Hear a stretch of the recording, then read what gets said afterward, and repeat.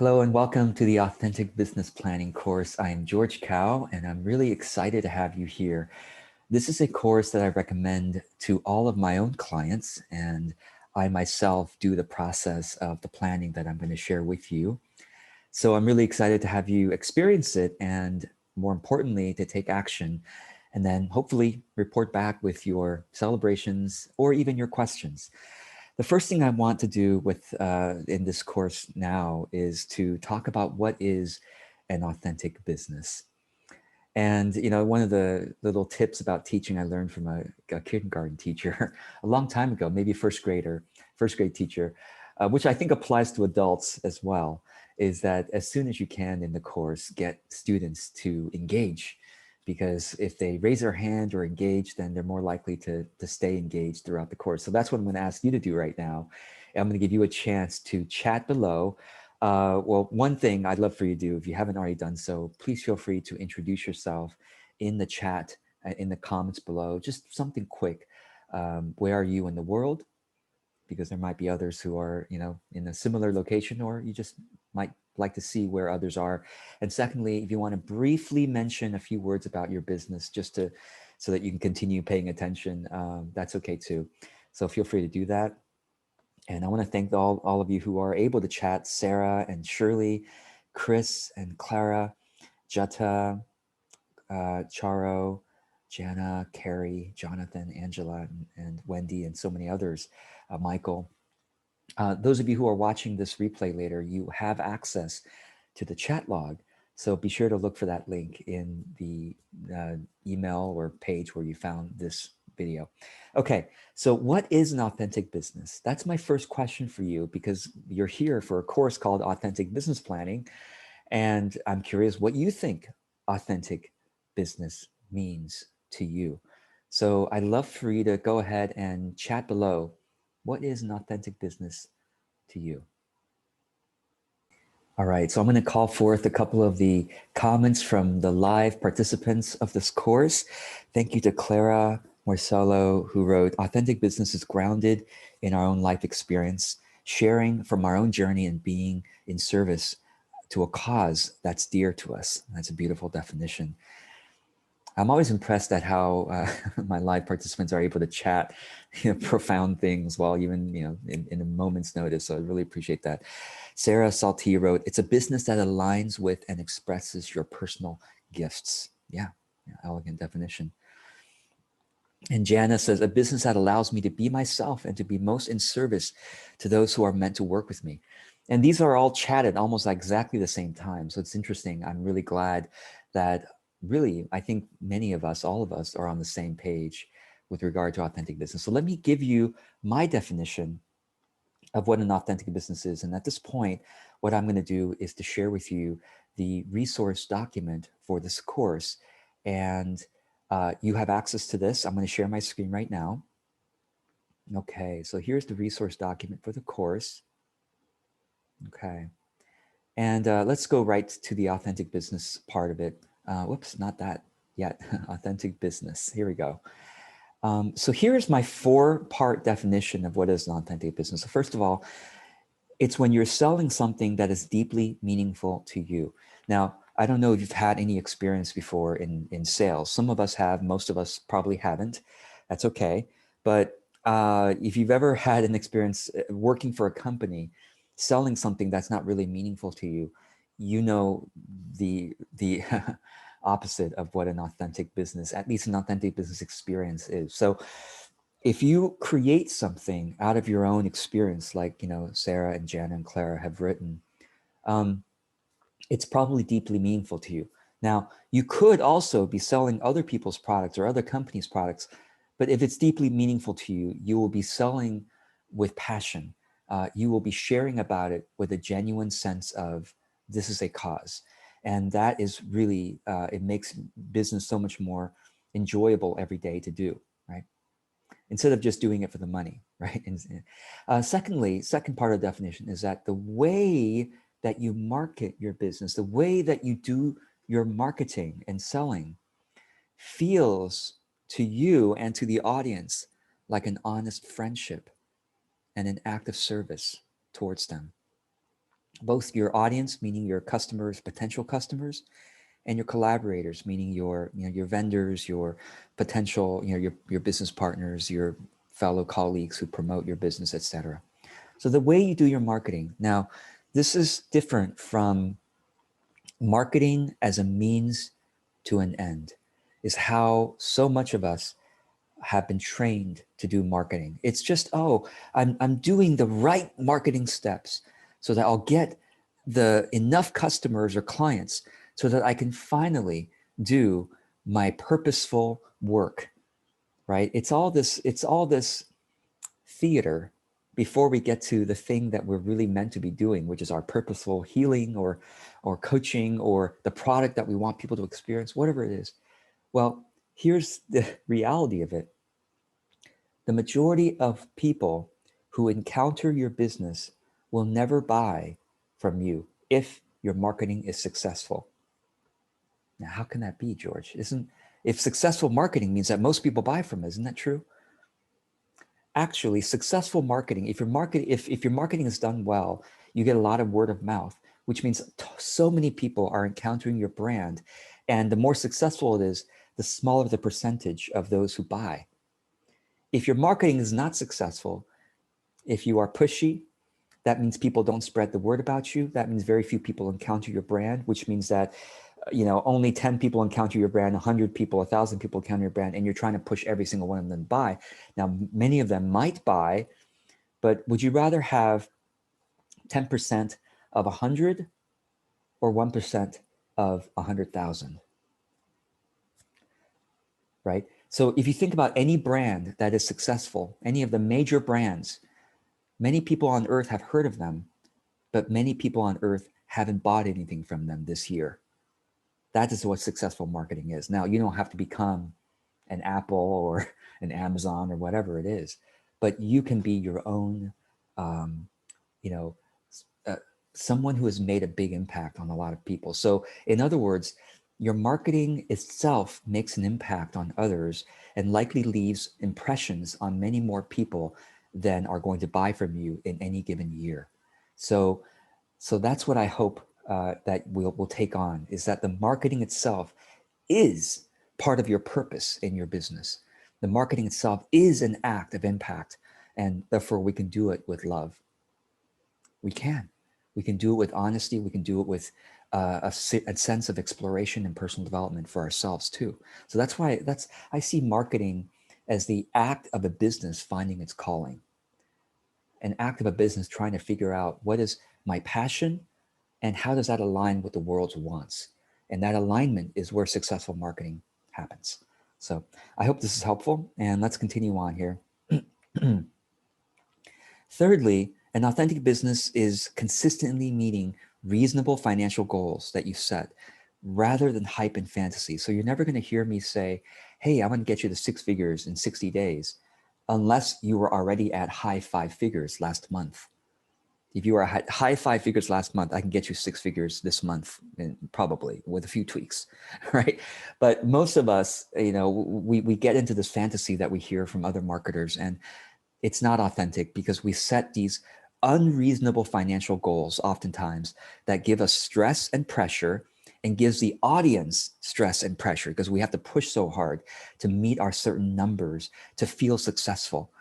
And that allows us to, well, that forces us to go away from our souls, rather than how can we instead plan financial goals that are actually reachable, maybe with a bit of a stretch, with diligent work, but without having to push either unduly pressure either ourselves or our audience, right? Okay. And then finally, rather than stressful hustle or painful resistance that you experience every single day, if you operate your business from a joyful productivity mode of working, then you are getting closer and closer to authentic business. So, and if you're curious what I mean by joyfully productive, I've given a little bit of a comment here. And this is, by the way, how I would invite you to comment on this document or ask questions. If you have a question, okay, let's say you have a question on what it means to market your business, you can simply select that phrase with your mouse and then click on the plus button on the right-hand side. And then this is where you can add your question or your comment. It'll be your name here instead of my name, but this is where feel free to add a question or a comment. And if you see a phrase or a word that you have a comment or question on, and it's already highlighted, you can simply click on it and then scroll to the right and then simply reply to add your question on your highlight. I get an email for every single reply or comment. So I will be sure to respond to your question, usually within a few days, but give me some time as well. Okay, so is this helpful to hear what my, hear my opinion really of what an authentic business is? And do you have any questions or comments? Feel free to chat below and then we'll go on. All right, and in the chat, someone mentioned my dog Buddy. So everyone meet Buddy. He's snuggled here in this bed sometimes if we're lucky for these courses. All right, so let's continue on in our document here. All right, so let's start talking about business models here because before we move into planning our business, we need to first plan or at least have an intention or an idea of what business model we are working towards. And I'm going to give you 3 simple business models. And most of you are going to have some aspect of these business model elements in yours as well. And I would love for you to chat below anytime. Which business model are you using right now? And tell us anything you'd like about your business model in the chat below. So the first one is a very simple one, which is active, which is how many of us begin. This is how I started as well. When I restarted my business back in 2014, I started with an active business model. Back then I was charging 125 an hour. And I was averaging something like 10 to 15 sessions per week. Just so you know, I think this at 10 sessions per week is quite reasonable. Yeah, even if you are, an introvert or you want fewer sessions, because my wife is a therapist and she does between 18 to 21 sessions per week, working 4 days a week. Yes, 4 days a week she works. So she sees between 5 to 6 sessions per day. As a therapist, and which is quite intense work. She has to listen to a lot of people's challenges and emotional issues. So if she can do 18, which is I think most therapists, full-time therapists, do 18 to 20 or something like that. So I think most of us can probably do 10 or more sessions per week, but an average is quite, I think it's gentle. And I'm giving you four weeks of vacation a year, which I'm hoping my wife will take as well. She doesn't do quite that, but so that means you have client sessions for 48 weeks in a year at averaging 10, which gives you 72,000 per year at 150 per session on average. Now, sometimes some of you may be charging less, some of you may be charging more, but if you were charging that at some point, you'd be making about 6,000 a month at 48 weeks a year, 10 sessions per session, 10 sessions per week. So, right, that's quite doable. And some of you I know are working towards that. And so any questions, go ahead and chat below or go ahead and highlight any part of it and press the plus button on the right-hand side. And be sure to highlight to select the particular concept you have a question on so that we can get the questions in the correct place. Okay, so blended is the next model I want to share with you. And this is a combination of groups, online courses, and one-to-one. So imagine yourself charging $100 per group member, which is reasonable, depending on what kind of group you have, of course. But if you do, like, let's say one group call per week, 1 hour per week group call, you could charge $100 a month. I think that's reasonable. Plus you have a, private like Facebook group or some other group for members to connect, that kind of thing. Let's say you're charging $50 per course. Oh, and by the way, your group maybe can include all the courses that you would typically charge for, right? So that's one of the benefits of your group. $50 per course for those who are outside the group can buy your courses at $50 each, which is, again, reasonable. And let's say you just have a few one-on-one clients that are paying you $500 per month. All right. By the way, if you're curious, how do I charge per the group? Somebody asked that recently, and I went ahead and created a tool to help you figure out your per member group pricing. So there it is. Okay. So let's say you have 30 group members a month, which can be a single group, meaning all 30 people in a single group, or you have 5 mastermind groups of 6 people each. So you have 5 groups of 6 people each. Let's say each mastermind meets twice a month. And if you have 5 groups that meet twice a month, that means 10 meetings a month, which is each week you only have something like 2 to 3 meetings. Quite reasonable, right? So, and then you have 30 course buyers a month. So 30 course sales in addition to the groups. And that will make, and 3 one-on-one clients. And that makes you 6,000 a month as well. So quite reasonable. Can any of you see yourself doing that? Go ahead and chat below if you can envision yourself doing that, or if you have any questions about any of this. Okay. All right. And then further down, passive income is what a lot of us are probably aiming ourselves toward one day. And when I say passive, I don't mean working 0 hours a week, which I don't think is reasonable. Okay. The only opportunity to work truly passive income, in my opinion, is by investing in index funds. So look for the index funds in your country. I use wealthsimple.com, which is US and Canada based. I think maybe UK might have Wealthsimple as well, but those of you in other countries have to look up index funds in your country. That's truly passive income. These past 10 years, it's been 10 to 15% every year interest rate.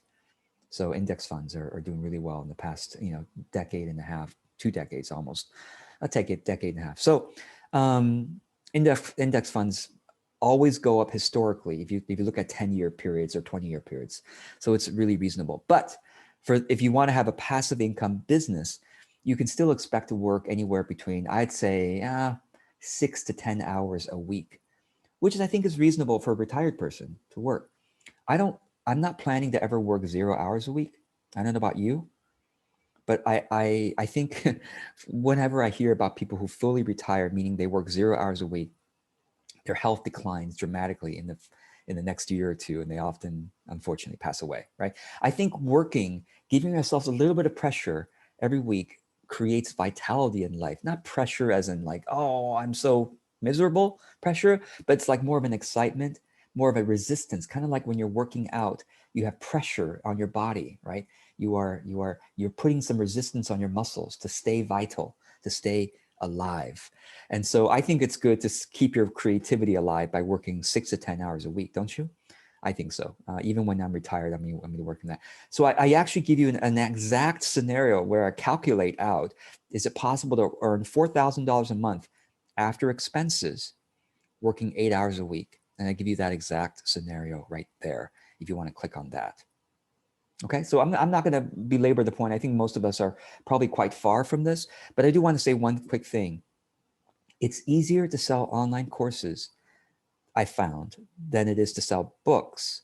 Or rather, let me say this. It's much easier to make a lot more money selling online courses than it is to sell books. Books are anywhere between $0 to, let's say, $15 a book, or $20, $25 a book. Online courses usually start at $25 and go all the way to $250 or more.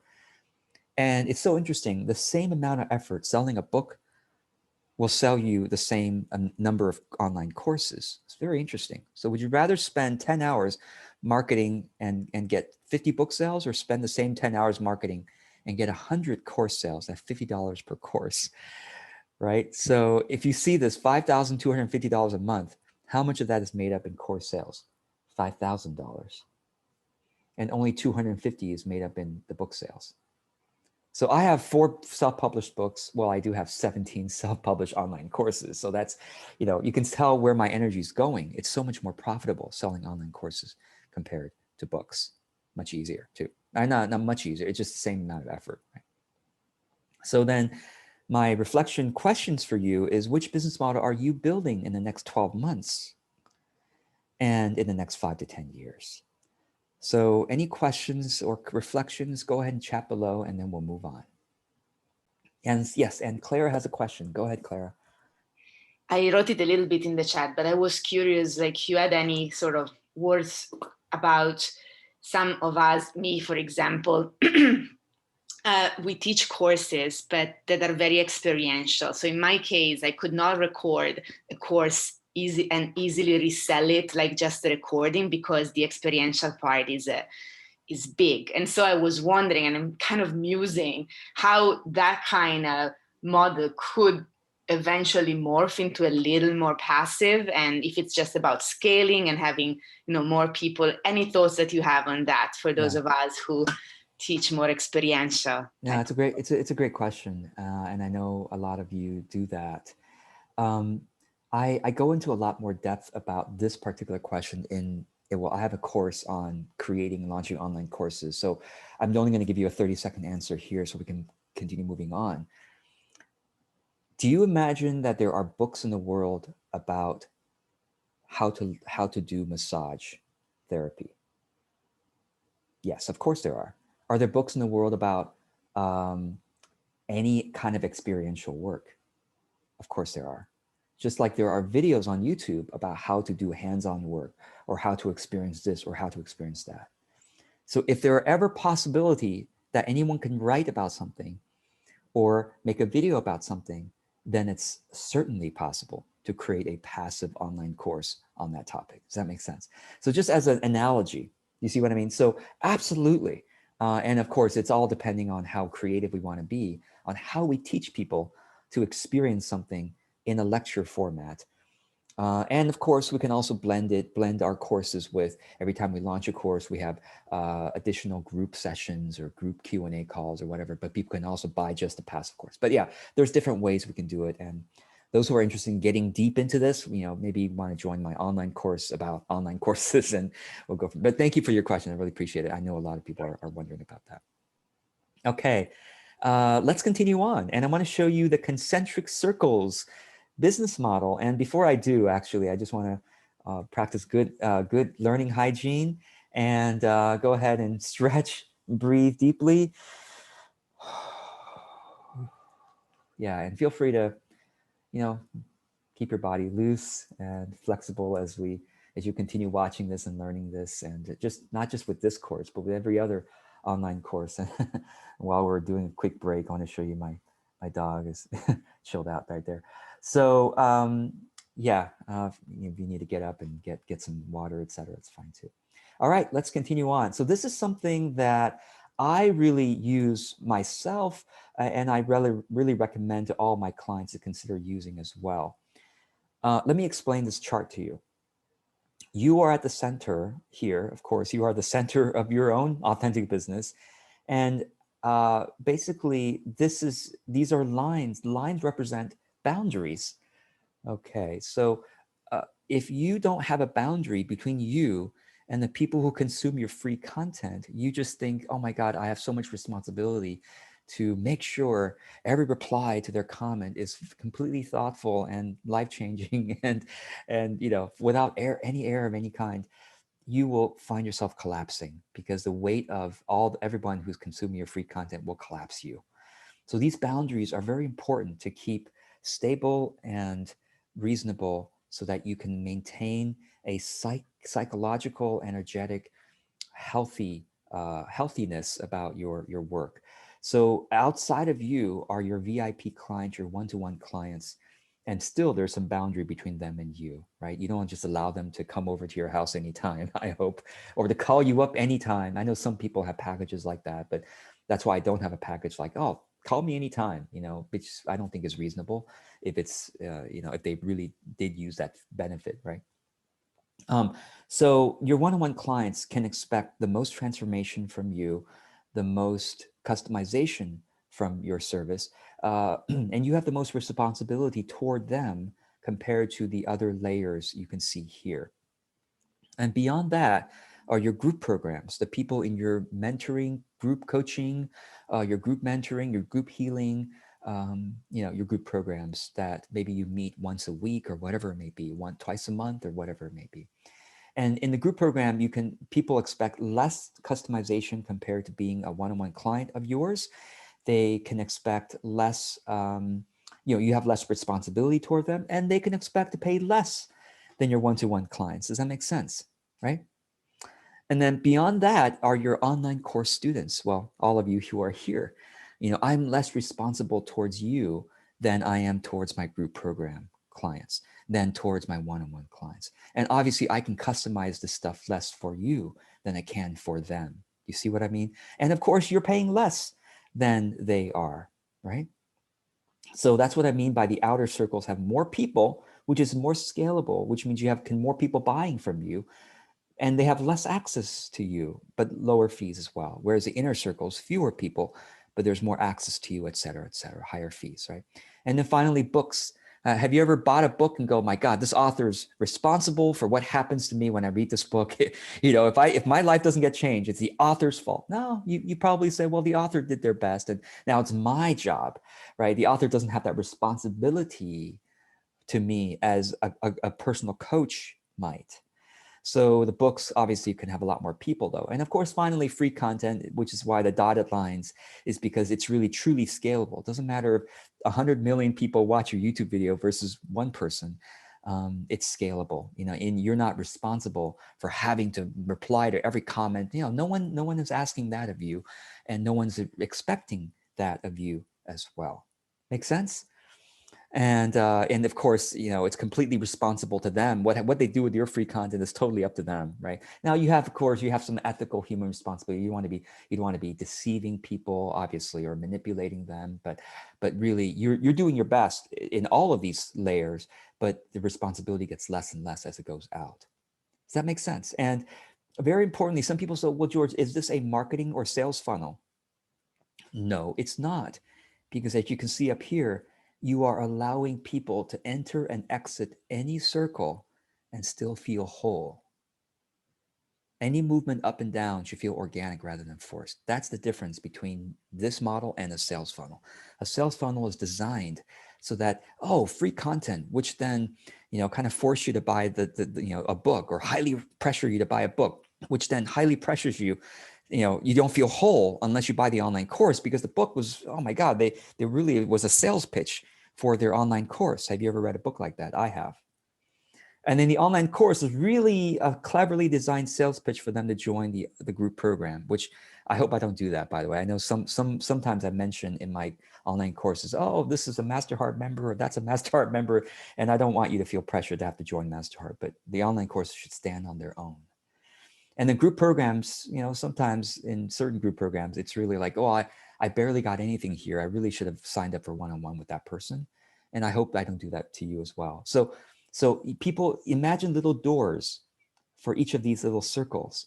People can come in and out freely and still feel whole. Make sense? Okay. All right, let's continue on here. So my recommendation is that you really start to build offerings in each of these circles, so that you don't feel like you have to enroll everybody as a one-on-one client. That's a lot of pressure for them and for you. And they might not be able to pay your $500 a month. So what do you do with somebody who can't pay you, or who's not? They might be a rich person who's very, very careful with their money, and they don't have a budget to pay $500 a month for relationship coaching, even though they need it, or for healing, even though they really, really could use it. They just are not used to doing that yet. So maybe they'd be more comfortable joining a $50 online course from you first, because they've never even paid for healing, which they should have maybe, but they never paid for it. They'll start with they have the money, but they'll start with a $50 online course just to see what it's like. Oh, wow, this is really good. And then they might decide to join your online group program or your one-on-one clients or whatever they can step in. So here's the thing.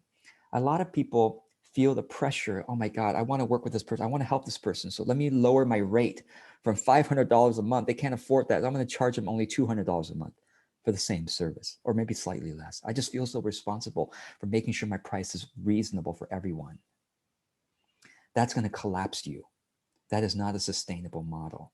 Instead, if price doesn't work, they just come in at a different level. Does that make sense? Oh, you can't afford my $500 a month one-on-one? No problem. I've got a $100 a month group. That's probably where you should come in. Oh, you can't budget $100 a month yet? That's okay. Just buy a $50 online course every now and then. You're not quite ready to do that? That's okay. I've got books, just $5 book. Totally, totally doable. You know, even before you buy a book, I have lots of free content on my site. Just feel free to do that for as long as you want. There's no pressure. Okay, so I hope that helps. And I can see Angie already added a comment, so I really appreciate that. And I'll be sure to check out the comments and questions after this. Oh, and I also recommend anytime you find niche mates. Niche mates have so many useful. I never say competitor. That tends to strike fear into our hearts. I say niche mates, people who have a similar business as you, maybe serving a similar audience, maybe providing a similar product. They are people too. They have families too. They are worth supporting as well. And why do we, I think competitors, that language in business, like you're creating enemies. Why do we want to create enemies when instead we can create friends and partners? Because your best collaborators, your best promotional partners are the people with the most similar business as you. Why wouldn't you be a friend? Why wouldn't you want them to be a friend, right? So I'm always looking for niche mates whose prices are up and down from mine. So I'm always in the middle. So whether I charge $100 a month or $500 a month, I can find somebody. If I'm charging $100 a month, I can find somebody who is $50 a month versus someone who's $200 a month. If I'm charging $500 a month, I can find someone who's $300 a month and someone else who's $1,000 a month. So I'm always in the middle so that I can always refer up and down. Someone who can't afford me but still wants one-on-one, well, I'll refer them to someone less expensive than me. Then I'm continue to add to that friendship. Someone who's more expensive than me always makes me feel like, wow, I'm such a good deal, right? That's the usefulness of it. I have a question here from Captain. Captain, go ahead and unmute if you'd like. Yeah, it's actually from Kathy. Oh, thanks. She was asking Great. about the circles, how you spread it out and the level of time and energy to dedicate to each of them. And how you can put pressure on yourself to want to cause transformation, right, with your free content, and which is not always possible. But as it goes down, the level of transformation and expectation increases. So that was the question she was asking, how to spread your time among that. Yeah, that's really good. Yeah, it's a really good question. And, I have you all shouldn't be surprised. I have a time management course, which goes in depth into the whole actual hours per week, that kind of thing. I am going to give a very basic outline, but not so much hours per week next session. But I'm just going to basically say this. Just like, I think what I would suggest basing your time on is how much income you're receiving per level.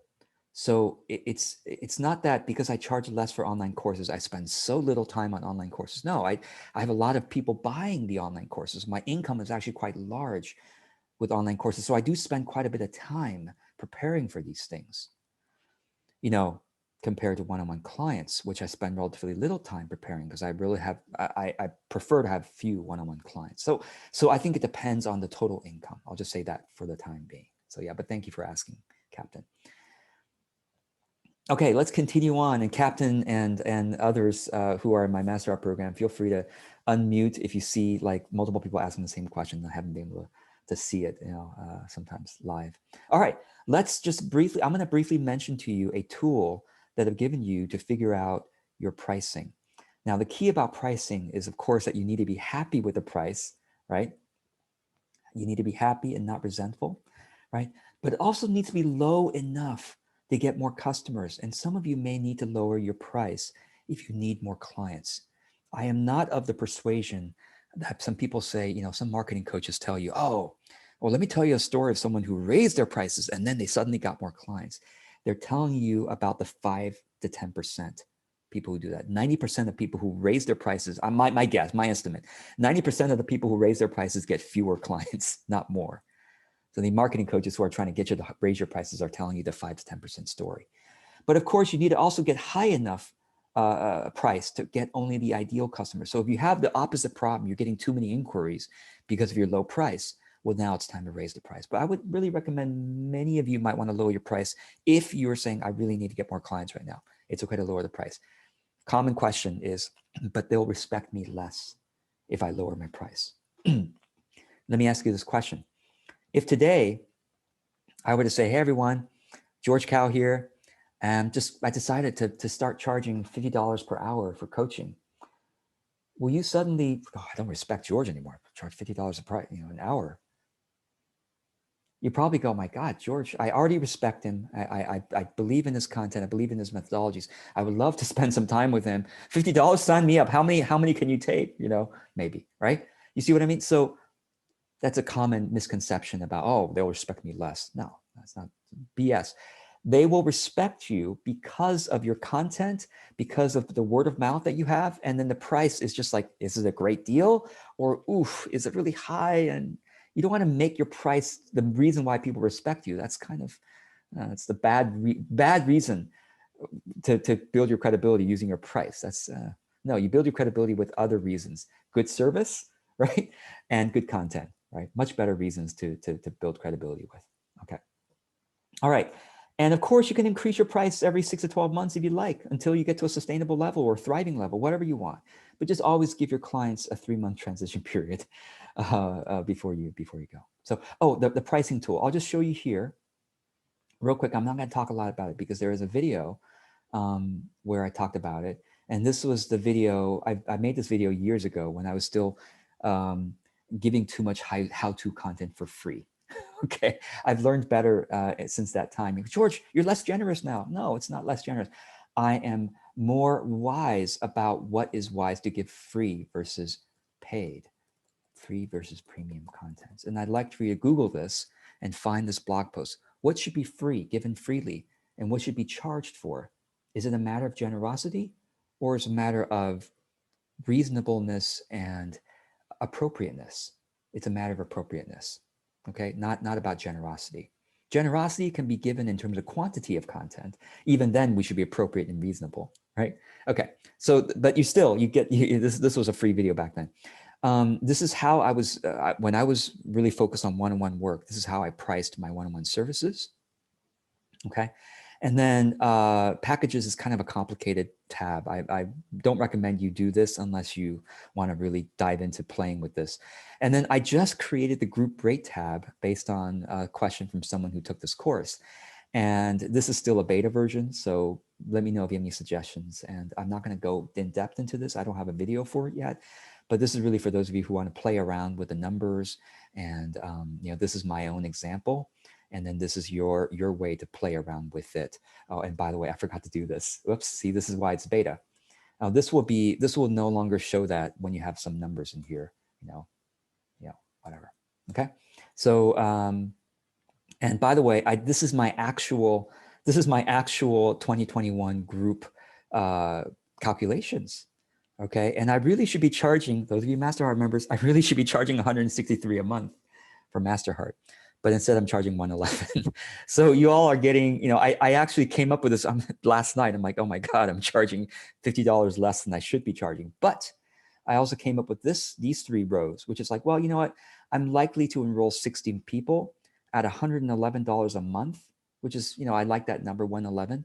So even though I'm charging less than I should be, I'm still earning enough. That's the point. You don't always have to charge what this number gives you. You can charge more or less. But the question is, are you earning enough? I'm certainly earning enough from the group.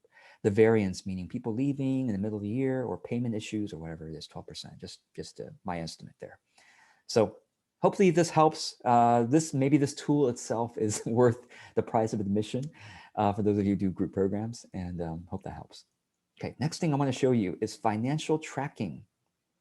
Okay, we're going to go over the financial tracking in more depth in session 3 of this course.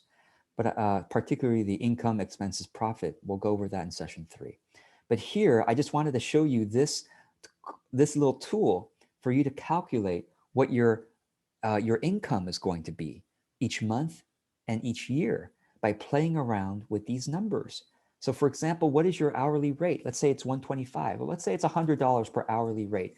How many clients do you usually see per month? Well, let's say in a low month, you get to see, 12 clients, and in a really good month, maybe you see 20 clients. Okay, so those are low month and a high month. How many client sessions do you have? And your session rate is 12. And when I say profit, those of us who are service providers basically are earning 100% profit. You could say, oh, PayPal takes 3 to 4% or whatever. You could put 96 instead if you want, but it's really up to you. Okay, it's just 100, round number. Your group program, how much do you charge for your group program? Let's say it's 100, and maybe on a low month, you have, 10 members in the group program. On a high month, you have 25 members, let's say. Okay. And your online course, low month, you sell 5, and a high month, you sell 20, let's say.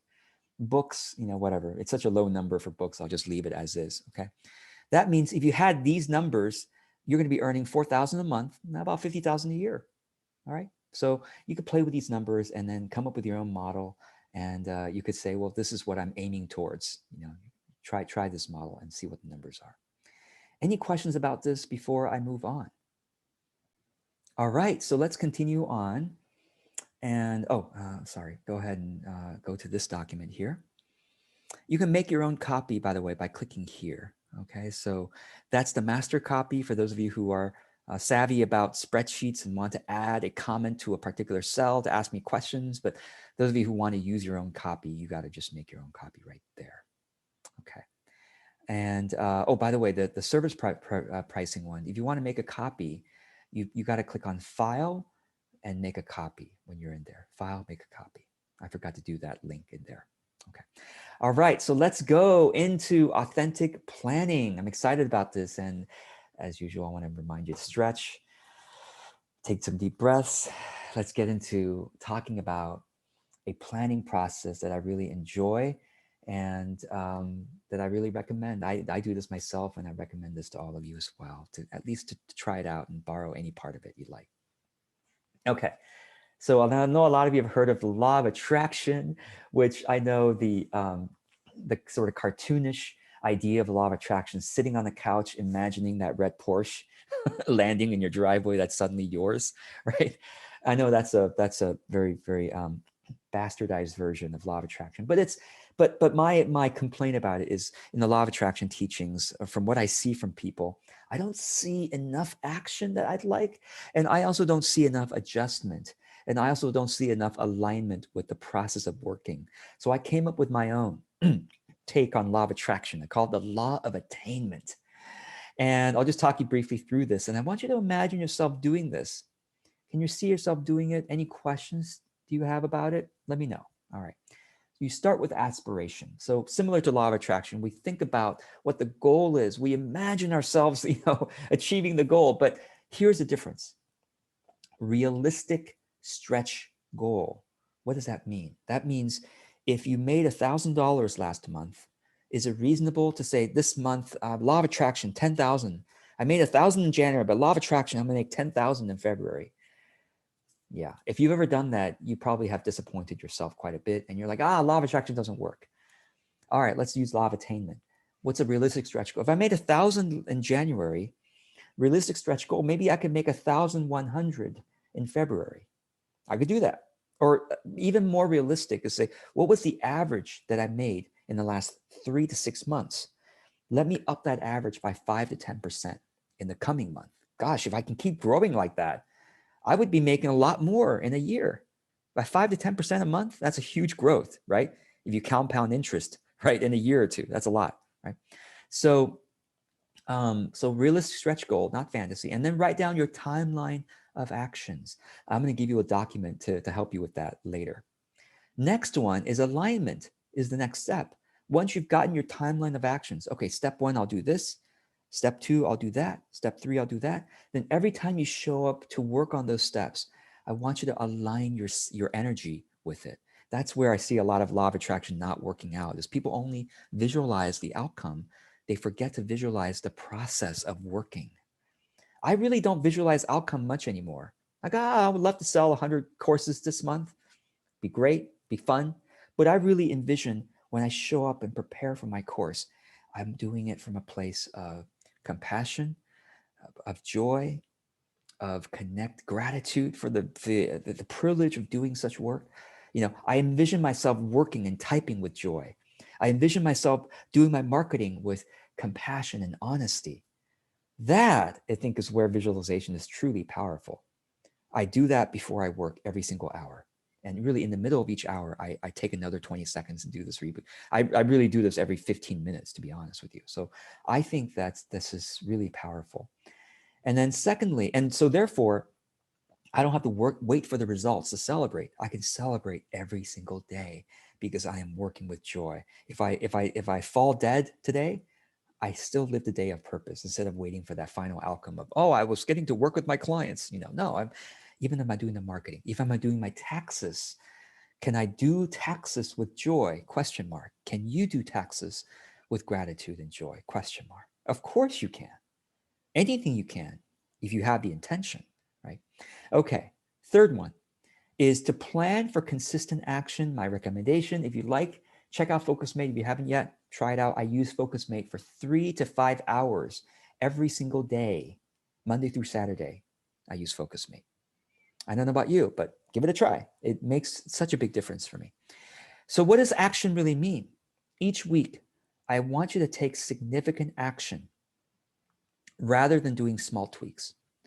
I see too many people going, this week, what did I accomplish? Oh, I made a few little tweaks on my website. Oh, this week I made a few little tweaks on this or a few. And I see that happening for people month after month, year after year, and it just breaks my heart because now they're running out of money.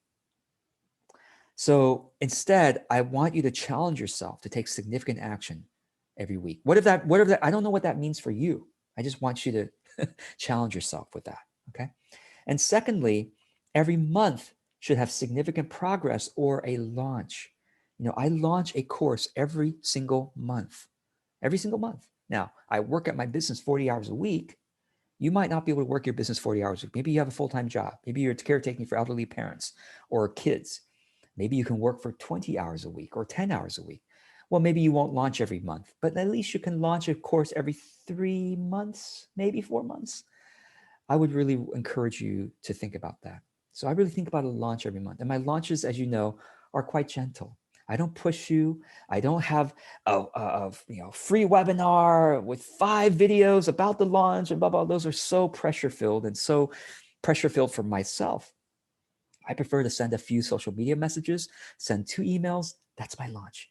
And if you like me enough, if the product is right for you, you're going to buy it anyway. No matter if I shout or if I whisper, you're going to buy it anyway. So as long as you see it, that's the point. So I run Facebook ads to make sure you see it, right? So launches are gentle for me, okay? So write down the steps so that they're so clear that it isn't overwhelming to do. And so if any of the steps on your plan are still feeling overwhelming, that means you haven't written down steps that are small enough, okay? And so clear and doable that it isn't overwhelming to do. Does that make sense? Okay, and you're seeing me improve courses right now. Okay, next one, finally, law of attainment is adjustment. Every workday, I notice what can be adjusted in my process of my steps that I've written down. So the next time I do that same process, it's even better. It's even more in alignment. So I make adjustments every day to my process steps. And I also, of course, make weekly and monthly adjustments to my timeline and my vision as needed. Oh, I thought I could achieve, this month was 1,000. Next month, I was going to do 1,500. Well, I guess I was being a little bit more stretched than I'd like. So let me adjust it. Next month will be 1,200 instead of 1,500. That's okay. It's not a failure if you're adjusting intentionally, isn't it? Right? All right. So does this make sense? These 4 steps. Do you have any questions about it? Can you see yourself doing that? Go ahead and chat below and let me know what your thoughts are. All right, so thank you all. Yeah, give it a try and see how this works. For those of you who are, one person I asked me about FocusMate. Yes, FocusMate, I have a group in FocusMate, which means that you get to work with me and people in my group more often. And the way to get into my FocusMate group, which is no additional cost, is just by emailing me. But email me the email associated with I need the email associated with your FocusMate account. So you got to sign up with an account first. And whatever email you use to sign up for FocusMate, you got to send that to me and request to join my group. And I will add you to the group. Okay, and actually there might be a more automated way of doing it. I will put that below here at the top of the document if there's a more automated way of doing it in the future, whenever you're watching this. Okay, all right, so let's go ahead and go to the sample scenarios. Okay, I have a couple sample 6-month scenarios for you, and I'll be interested to seeing which one of these you are really interested in doing. All right, so Why am I giving you sample scenarios instead of giving you, this is the best way you must do your business. Month one, you must do this. Month two, you must do that. The reason is because an authentic, you might get that in other business courses, and feel free to take those other courses too. But I have found over the years that any plan, if it's to feel authentic and effective, must be changed, and sometimes greatly changed for that person's, must be customized for that person's personality, way of working, goals, amount of time they can spend, all that stuff. So that's why I'm not giving you a strict plan. It's not, because it's not reasonable for, especially for an authentic business. And really, before you have a proven process anyway, before you figured everything out and go, oh, this 6 months plan seems to always work for me, year by year by year. Before you have that, your plan is just really a way for you to think. It's really a thinking tool to kind of work through your vision and your processes, your resources, etc. Right? Basically work through the 4 steps, right? And yeah, and by the way, the alignment, or sorry, the ability for you to do these 4 steps, aspire, align, act, and adjust, these 4 steps here, is much more valuable than an actual plan. Because if you can do these 4, you can do as many plans as you want that are very effective. So, but anyway, so I'm giving you a sample scenario, but feel free to tweak this as you go. And I'm going to give you 2 scenarios. One is called from Netcaring to clients, and the other one is called from content to clients. So 6-month plan. And I'm assuming by these 6 months that someone who is starting with 0 contacts, or everyone has friends, obviously, but starting really from the ground level. Month 1, from Netcaring to clients. You organize your contacts, because otherwise, how do you know who to netcare with? Netcare is my alternative to networking. And of course, I have a whole course about how to do netcaring if you're interested in going deep in that. But organize your contacts, prioritize who you're going to reach out among the 100 people you know, or the 300 people you know. Who are you going to reach out to about referring business to you? How do you know? Well, based on their warmth towards you and likelihood that they can refer clients to you. So someone who is warm towards you, meaning someone who is like already a big fan of yours, already a supporter of yours, that would be the biggest warmth. You know, medium warmth would be like someone who is a supporter of yours, but you really haven't been in touch very much, you know, so just based on the warmth. Likelihood that they can refer clients. Maybe it's somebody who has a big network of their own, or somebody who is connected to people who are similar to your clients. And how do you know who all your contacts are? Well, you can look at your Facebook friends. I've given you a link here. If you click here, that'll bring you directly to your list of Facebook friends. If you click here, that will bring you directly to your LinkedIn connections. So you can start there, okay? And then month 2 is that you start to comment thoughtfully and appreciatively on their social media posts. So this is where you really show up again in their life, right? Whether it's, you know, you're commenting on the fact that they have a new grandchild, or you're commenting on their LinkedIn, like their career, or whatever it is, you're commenting appreciatively and thoughtfully on their posts, okay? And though month 3, notice who has been responsive to your comments. They've been liking your comments, or they've been replying to your comments, and take it a step further and start sharing some of their best posts, just to kind of bring that warmth to the next level.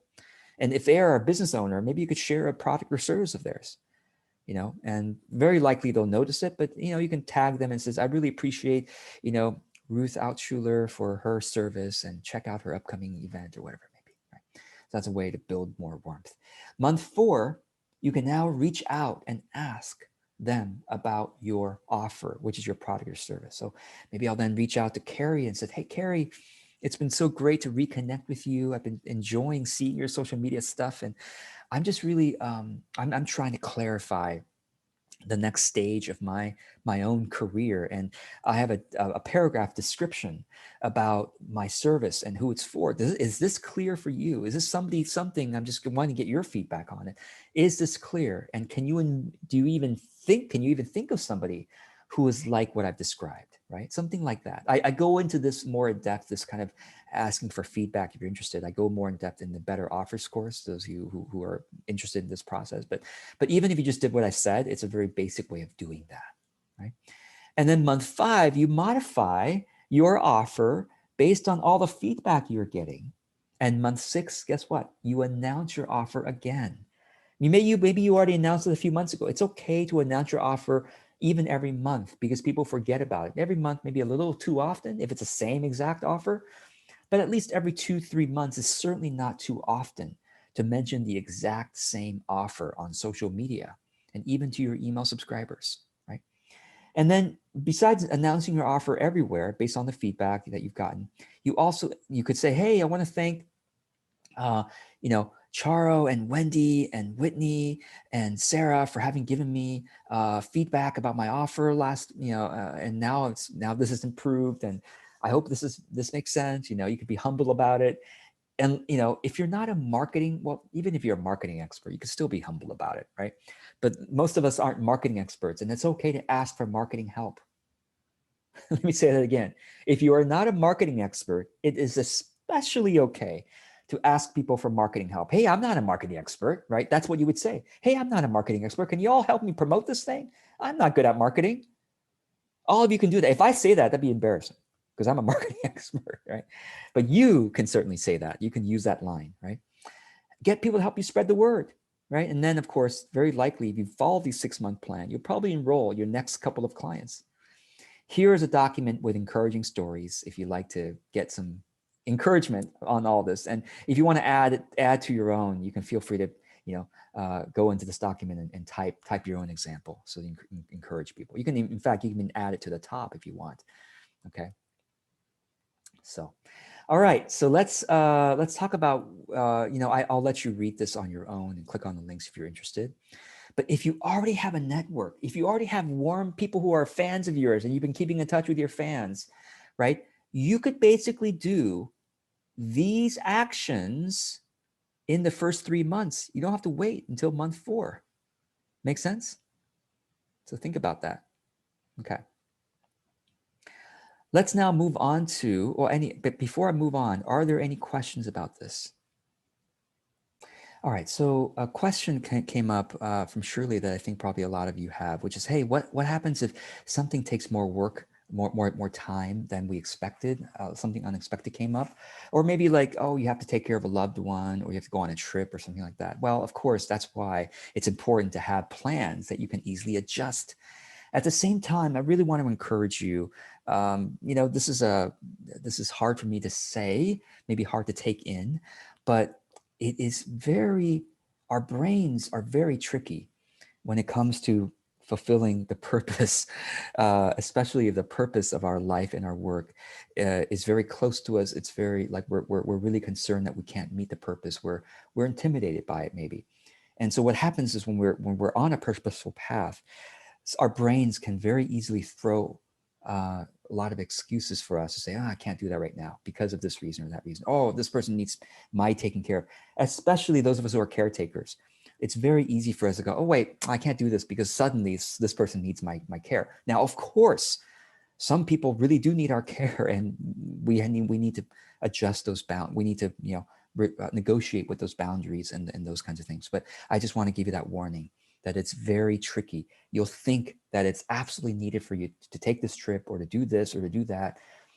And you'll notice those things suddenly, those opportunities for caring for other people randomly and suddenly come up when you start going on your purposeful path. Very interesting. I've noticed over the years. Okay. So just be aware of that for yourself. Or also sometimes, unfortunately, we get sick.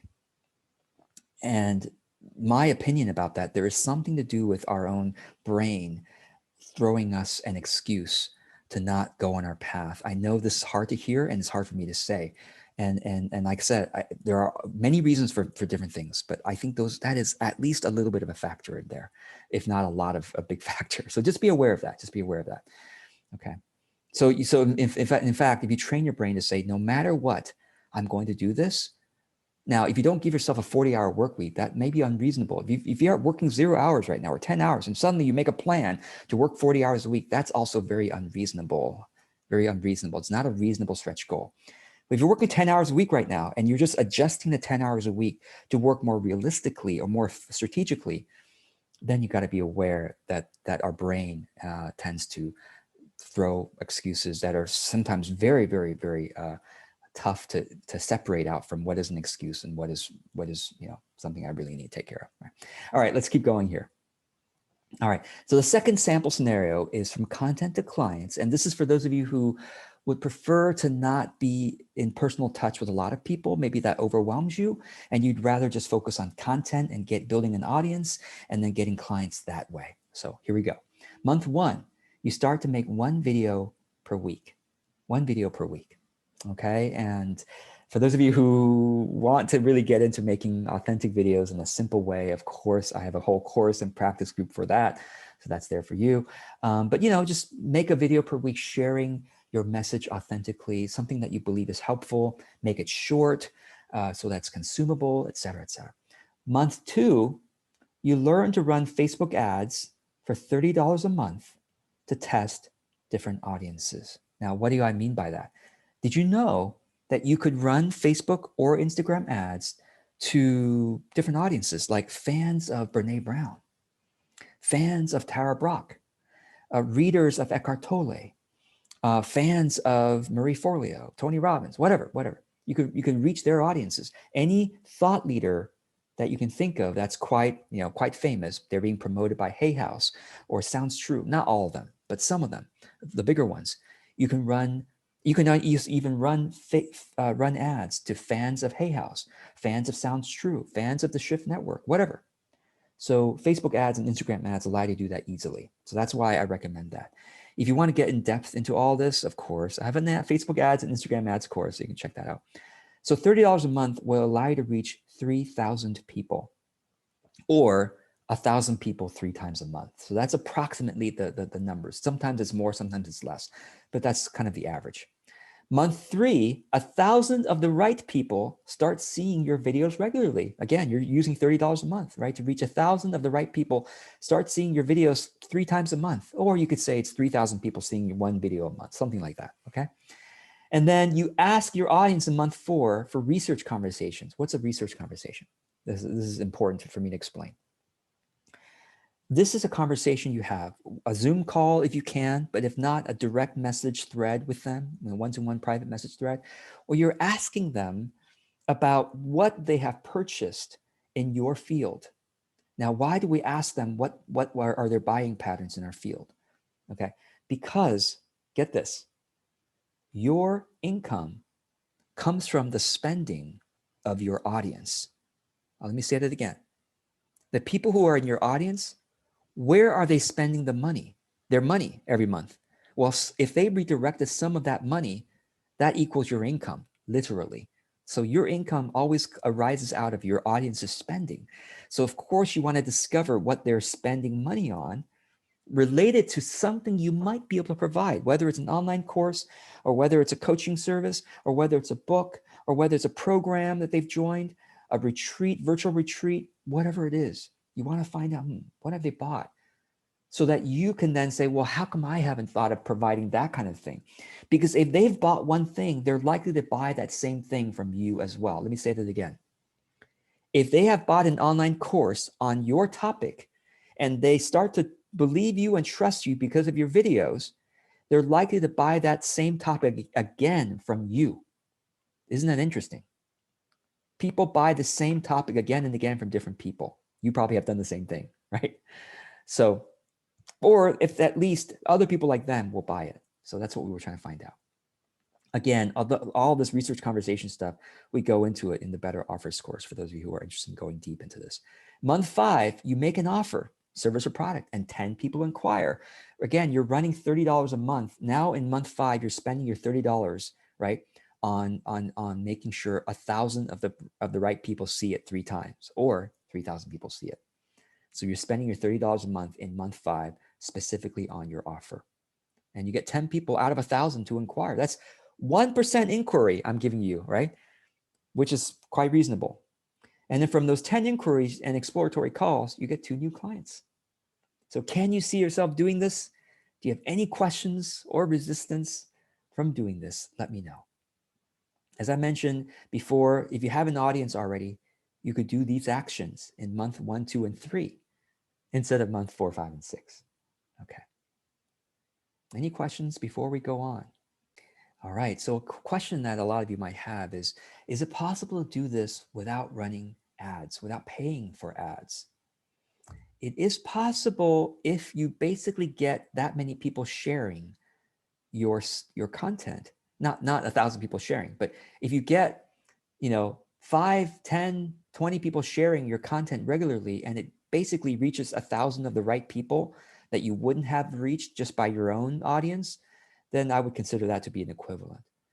But to think about it this way, to get enough people sharing my stuff so that 1,000 of the right people, just because, let's say, Clara shared my post to her Facebook friends. How many of Clara's Facebook friends are really my right audience? I don't know, 10, 20 people. So now Clara's share has gotten me in front of 10 or 20 people of the right people.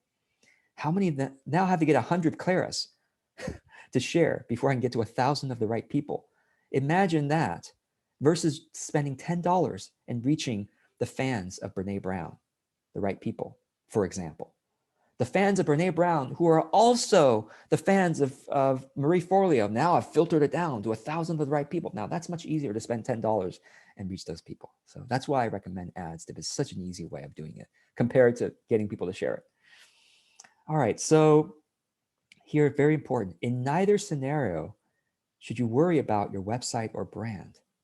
This is a controversial view, but I want you to read my post and see what you think about it, okay?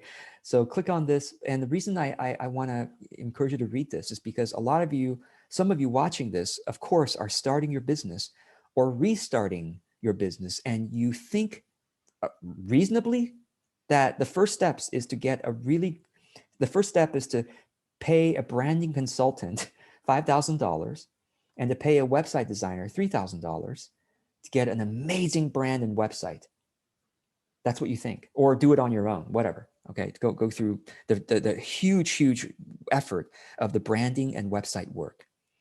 I want you to read this blog post and see why I recommend delaying clarifying your brand and website for as long as you can, even a year or two, if possible, in your first year or two.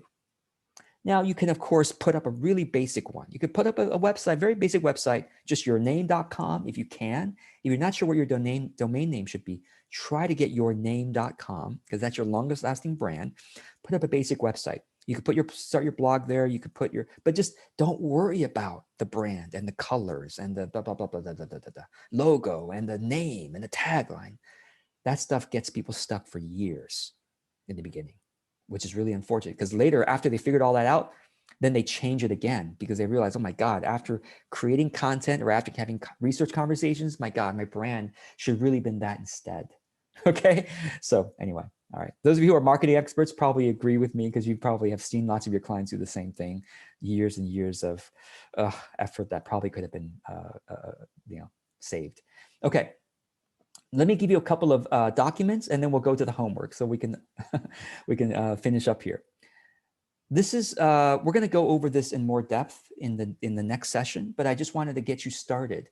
This is a simple document to help you plan your year. If you want to make a copy, you simply click here, make a copy, okay? Or if those of you who like spreadsheets can use this one, and you can make a copy by clicking here. So let me show you the simple document first. This first page is a page that you can look at every day to remind yourself, what is your current focus? Okay, or every week, remind yourself, what is your current focus? And when will when are you going to keep focused on this? Until next month, until next week? What is the date that you're going to switch focus or review? What are the specific actions you will take until that review date? What are the specific actions? Okay. So this is really kind of carefully thought out from a productivity standpoint. Are there any other helpful details that you want to write in on the same document? After this, the focus might be, so this is where you can, this is for those of you who have squirrel, squirrel. Oh my God, I have this other idea I want to try. This other focus I want to, let's add that to these bullet points. You can have as many bullet points as you want. What the next focus might be, okay? You can add those ideas in here, but stay focused on this one thing and the specific actions.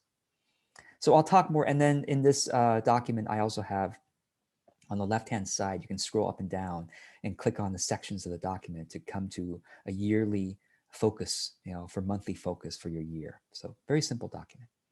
And here in the spreadsheet, I've given you this spreadsheet to help you plan your year. First, with your holidays and breaks, very, very important to have holidays and breaks in there. And then what is your content focus for the month? If you want to, you don't have to use every single column. You could delete the columns, right? By clicking here and delete the column if you want. But just to give you various ways to kind of plan your promotions. Oh, January, I'm promoting this so that by February, I can start teaching this. You can kind of plan your various things that way. What is your own learning focus? Your learning focus, your habit focus. It's like, oh, learning in January, I'm going to learn Facebook ads. In February, I'm going to learn, Instagram ads or whatever, and then your habit focus. For January, I'm going to learn practice, breathing for 30 seconds before each hour's work, whatever the habit might be. And then you have key celebrations, progress notes, and resulting lessons from so-called failures and mistakes. Down here on the second tab is the 2021 weekly plan. And I've gone through the trouble of giving you, basically this is a Monday for every week in 2021. And then here again, you can plan your various different launches and notes and things like that. So just a way for you to plan your year more easily. And if you want to change the colors, you can click on the top left of any spreadsheet. Click on the top left, click on the fill color, and click on alternating colors and play around. You can play around with that. Change the different colors if you want. Okay, just for fun. All right, so with that, oh, and I also want to show, if you want to instead draw out your yearly plan. I want to thank Anne-Marie Pizarro and Leah Cooper, both of them are in Master Heart, for drawing out their examples. Check this out. Isn't this a more fun way of visualizing your year than a spreadsheet? Probably, right? So feel free to draw it out. And you could do both, do a spreadsheet and a draw it schedule. And Leah Cooper as well, has this example for us to show. Right? Much more fun to look at.